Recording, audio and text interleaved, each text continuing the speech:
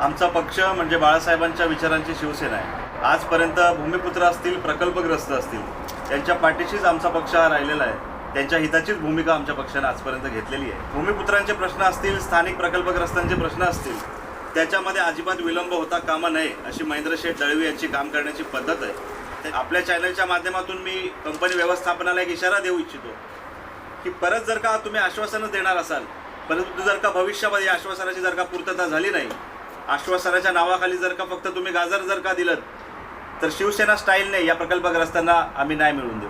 बघा, सत्ता आमची स्थापन झालेली आहे, सरकार आता आमचं आहे। आमचे कर्जतचे आमदार महेंद्र शेठ थोरवे असतील, आता आमचे भरत शेठसुद्धा मंत्री झालेले आहेत, उद्योगमंत्रीसुद्धा आमचेच आहेत। आणि कॅस्ट्रॉल कंपनी रायगड जिल्ह्यात आहे आणि रायगड जिल्ह्याचं मध्यवर्ती ठिकाण मुख्यालय हे अलिबाग आहे आणि अलिबागमध्ये महेंद्र शेठ दळवी यांचंच कार्ड चालतं।